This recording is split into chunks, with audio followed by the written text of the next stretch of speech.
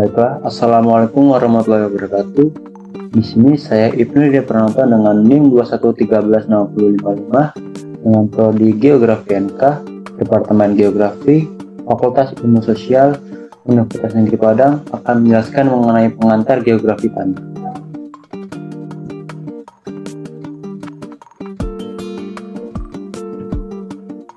Baik, di sini ada 5 topik pembahasan. Yang pertama mengenai pengantar geografi tanah, yang kedua pedologi dan endakologi, yang ketiga komponen utama tanah, yang keempat faktor pembentuk tanah, dan yang kelima itu adalah proses pembentukan tanah. Baik, sebelum kita masuk pada topik pembahasan, kita akan menjelaskan terlebih dahulu mengenai pengertian dari tanah. Tanah dengan bahasa Yunani yaitu pedon dan bahasa Latin itu solum adalah bagian kerak bumi yang tersusun dari mineral dan bahan organik. Tanah sangat vital peranannya bagi semua kehidupan di bumi, karena tanah mendukung kehidupan tumbuhan dengan menyediakan unsur hara dan air, sekaligus sebagai penopang akar. Struktur tanah yang berongga-rongga juga menjadi tempat yang baik bagi akar untuk bernapas dan tumbuh. Tanah juga menjadi habitat hidup berbagai mikroorganisme, baik di sebagian besar hewan darat, tanah menjadi lahan untuk hidup dan bergerak. Ilmu yang mempelajari berbagai aspek mengenai tanah disebut dengan ilmu tanah. Dari segi klimatologi, tanah memegang peranan sangat penting sebagai penyimpan air dan menekan erosi. Meskipun tanah sendiri juga dapat tererosi, komponen tanah berbeda-beda pada satu lokasi dengan lokasi yang lain. Air dan udara merupakan bagian dari tanah. Topik yang pertama itu mengenai pengantar geografi tanah. Geografi tanah merupakan ilmu yang mempelajari proses terjadinya tanah, perkembangan tanah, kesalahan tanah, dan penyebaran tanah di permukaan bumi. Dan sedangkan morfologi adalah merupakan satu istilah yang berkaitan dengan keterkaitan satuan lahan, di mana berdasarkan konsep utamanya penyusunan tersebut ada salah satunya terdapat tanah. Dan apabila kita berbicara terhadap tanah, maka definisi terhadap tanah itu sendiri sangat beragam, sesuai dengan sudut pandang ilmu yang menunjangnya. Akan tetapi dalam geografi, tanah adalah lapisan hitam tipis yang menutupi bahan padat kering yang terdiri di atas belahan bumi berupa partikel kecil yang mudah remah, sisa vegetasi dan hewan. Yang topik kedua yaitu adalah pedologi dan endakologi.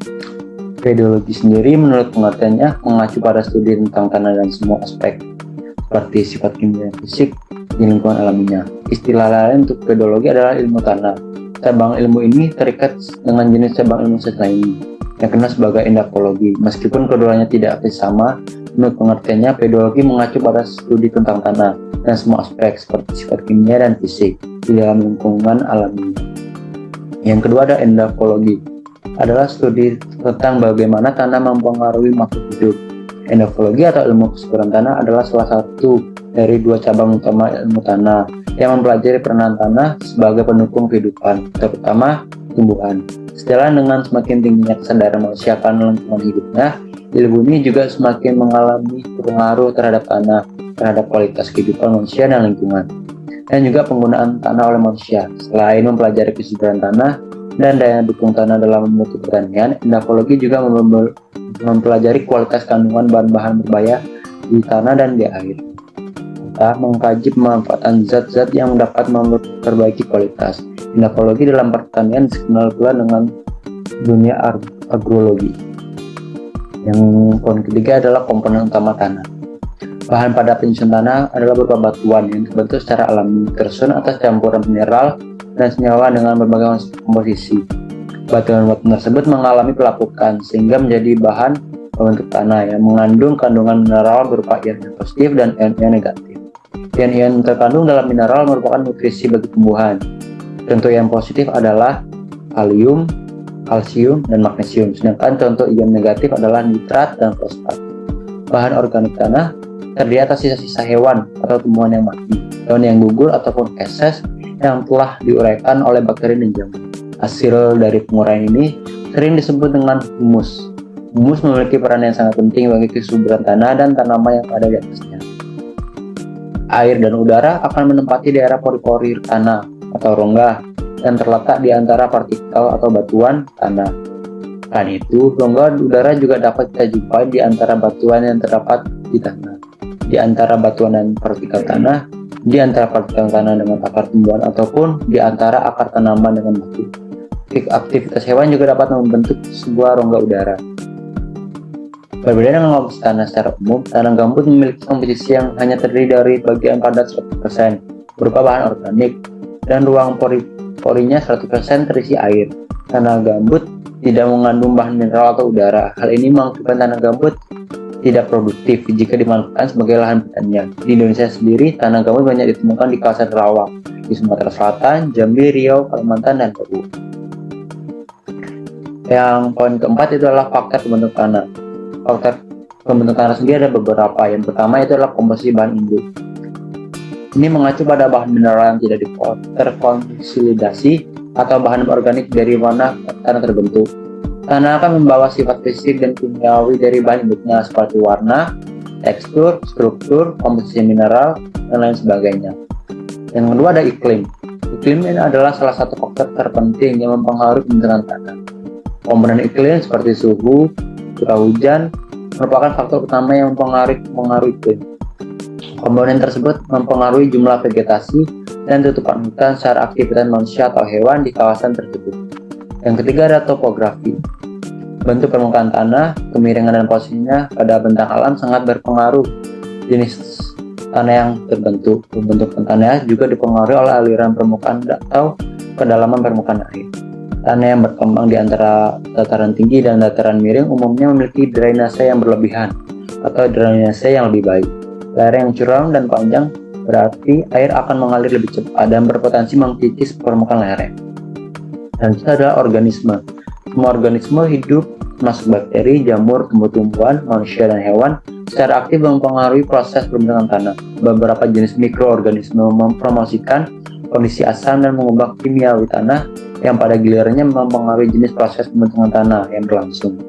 Hewan mikroba menguraikan bahan organik dan mengembalikan produk dekomposisi ke tanah. Kotoran hewan, serangga, dan hewan yang mati menghasilkan tambahan bahan organik yang membusuk. Dan yang terakhir adalah waktu. Waktu untuk semua faktor ini berinteraksi dengan tanah juga menjadi faktor. Pembentukan tanah merupakan proses yang berkelanjutan dan umumnya membutuhkan beberapa waktu ribu tahun untuk terjadinya sebuah perubahan yang signifikan. Faktor pembentuk tanah ini harus mempengaruhi tanah bahkan pada lanskap yang stabil, bahan disimpan di permukaannya, dan bahan tertentu atau hanyut dari permukaan. Yang poin kelima itu adalah proses pembentukan tanah. Proses pembentukan tanah juga terdiri atas beberapa bagian. Yang pertama adalah pelapukan batuan proses. Pelapukan batuan terjadi ketika batuan hancur secara fisik, kimiawi, dan biologis. Proses ini biasanya berlangsung dalam rentan waktu yang cukup lama. Faktor yang mempengaruhi adalah cuaca, suhu, dan tekanan dalam waktu itu sendiri. Proses pelapukan batuan dibagi menjadi tiga, yaitu pelapukan fisik, kimiawi, dan biologis. Pelapukan fisik itu adalah yang terjadi karena menghancurnya mineral batuan, material batuan, dan tidak dapat mengubah struktur kimiawinya. Proses ini biasanya dipengaruhi oleh iklim dan cuaca yang sangat ekstrim. Pada proses ini, batuan akan hancur menjadi partikel yang lebih kecil. Yang kedua adalah pelapukan kimiawi, yang terjadi karena perubahan struktur kimiawi di dalam batuan. Kondisi ini biasanya dipengaruhi oleh hujan asam. Hujan asam dapat menyebabkan kondensasi, metan, dan sulfur yang akhirnya menciptakan efek korosid pada batuan. Yang ketiga itu adalah pelapukan biologis, yang terjadi karena pengaruh aktivitas makhluk hidup dan faktor alami. Pelapukan biologis adalah penyempurna yang menjadikan butiran batu menjadi sesuai dengan sifat tanah.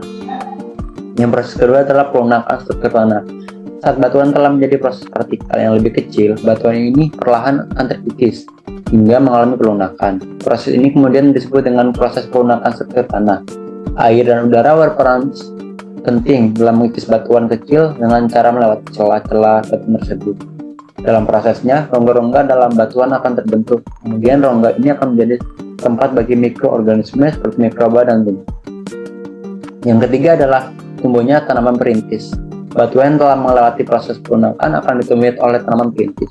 Tanaman ini ukurannya lebih kecil, lebih besar daripada lumut. Tanaman sudah memiliki akar yang bisa masuk melalui celah batuan. Tumbuhnya tanaman perintis ini disebabkan oleh adanya unsur air yang melimpah di dalam batuan lunak. Tanaman perintis akan menghasilkan asam humus yang kemudian mengalir ke celah batuan. Kemudian asam humus akan membentuk batuan lunak menjadi lapuk sempurna hingga berbentuk sebuah tanah. Yang keempat adalah penyuburan tanah. baterai yang sudah lapuk sempurna akan mendapatkan bahan organik dari organisme yang tumbuh di atasnya. Tanah yang mengalami proses penggemburan sehingga mampu menghasilkan unsur hara dan air. Selanjutnya, tanah sendiri akan menjadi subur dan dapat ditumbuhi berbagai macam organisme. Sekian adalah presentasi dari saya. Mungkin jika ada salah kata, saya ucapkan mohon maaf. Saya tutup dengan wabillahi taufiq wal hidayah. Wassalamualaikum warahmatullahi wabarakatuh.